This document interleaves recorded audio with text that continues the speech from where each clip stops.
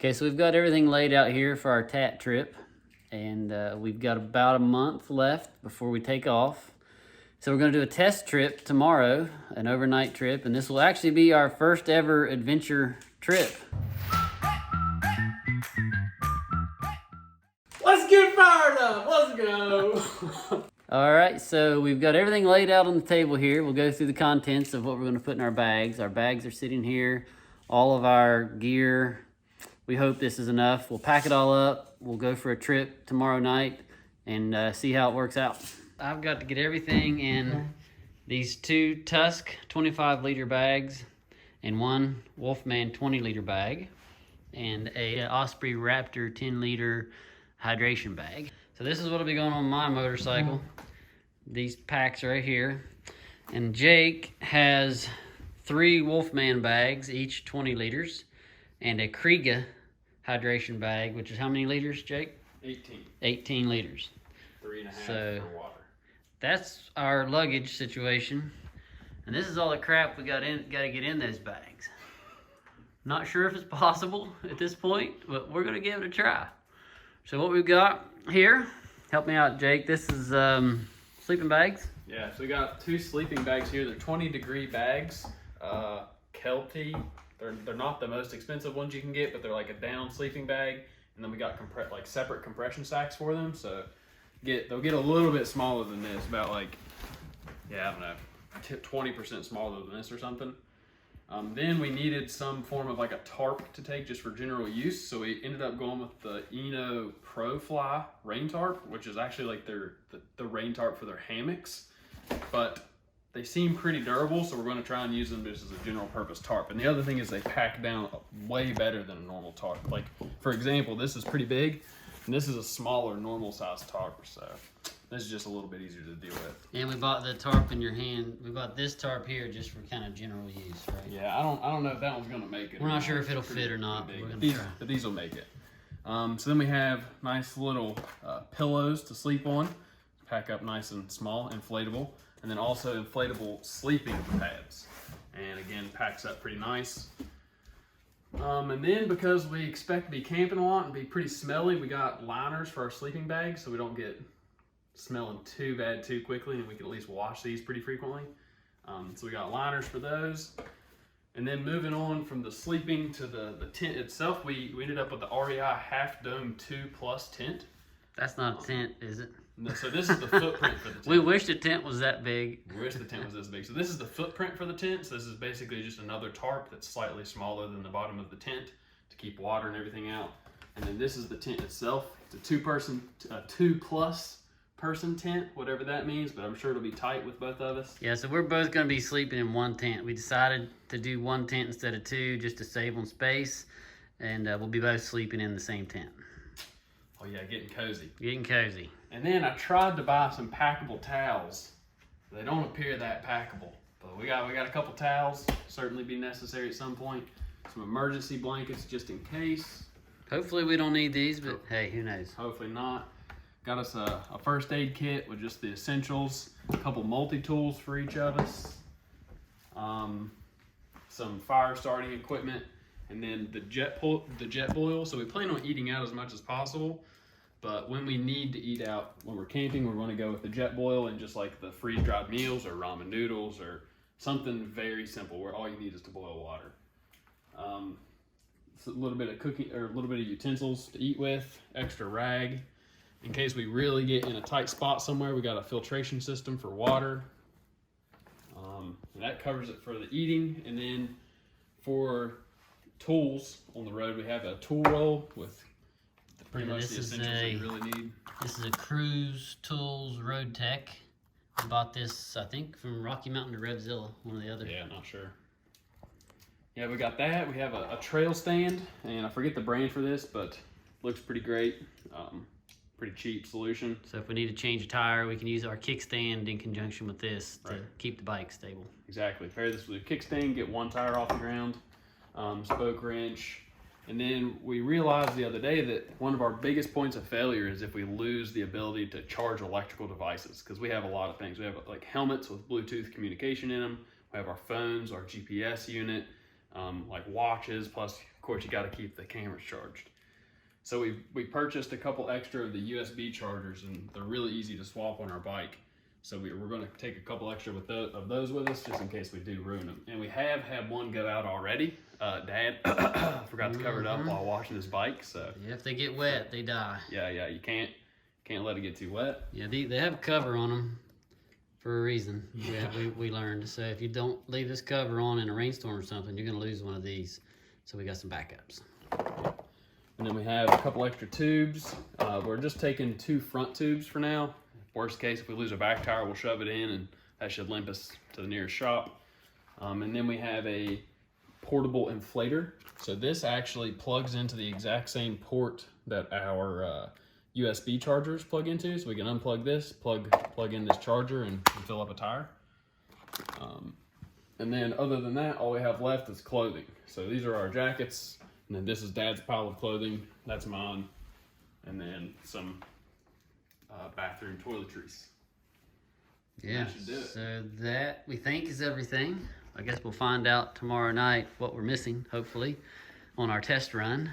Okay, now we're going to take our tent out and set it up for the first time to make sure we know how to use it.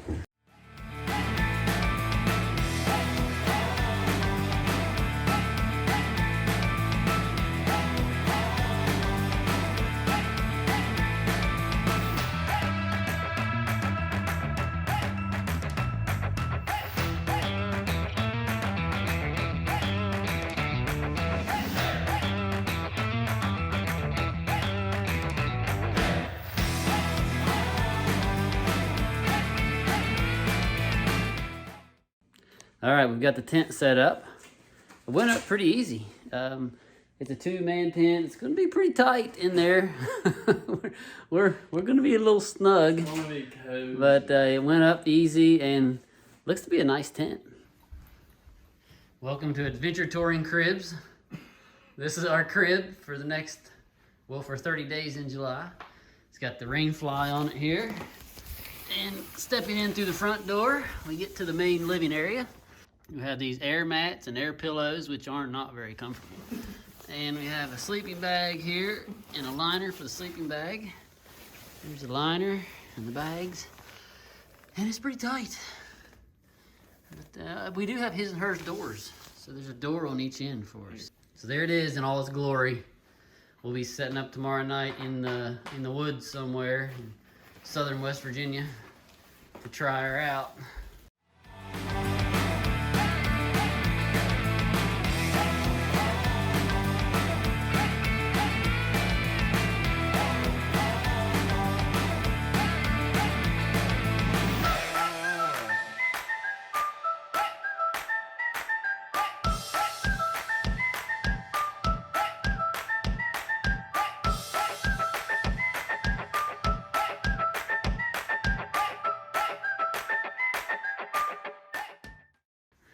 And the challenge now is to get all of this stuff packed into these bags. I don't know if it'll fit or not. Looks What kind of do you think, Jake? What are the odds? Oh, the odds that all of this fits? Yeah. Low. Low? 10%. We'll probably be trimming some out as we go. Let's get to it and see how it turns out.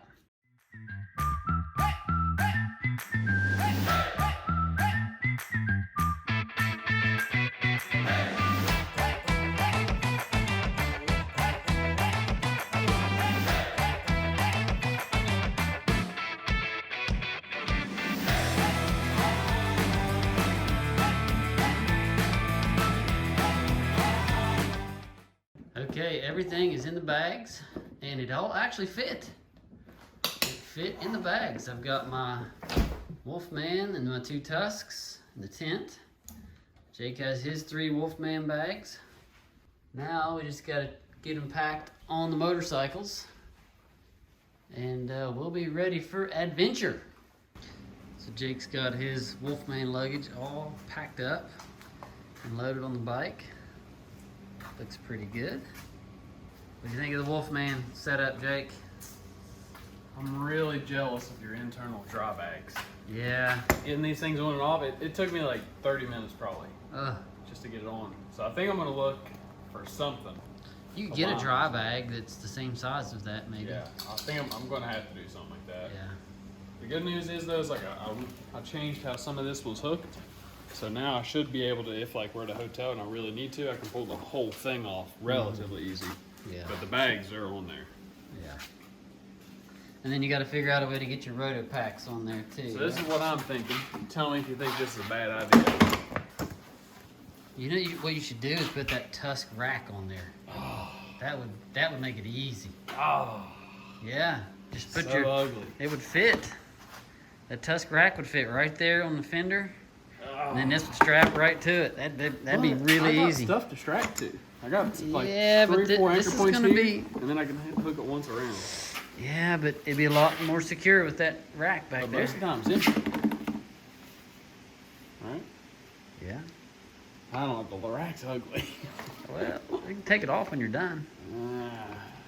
Maybe. Get a new fender. Yeah. So that's what I'm thinking. And Do we're you think that we need Maybell's opinion. my blinkers is a problem? Hey Maybell. What's that? Think it being over top of my blinkers is a problem? Well, yeah, you won't be able to see them. I don't know, like your tail light's underneath the plastic, right? Oh, you mean the rotor pack being over your blinker? Here, hold that.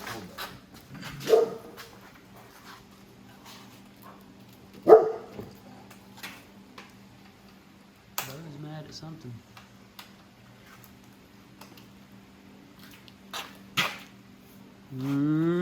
I mean, from back. We'll come back here. Yeah, that's okay, I think. I think that might be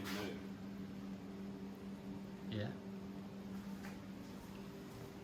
Tell you another thing that worries me a little bit about this system. What? So look under here. See this strap? Yeah. If you completely bottom out your suspension, that might go. Yeah, but I think it's pretty unlikely. Yeah.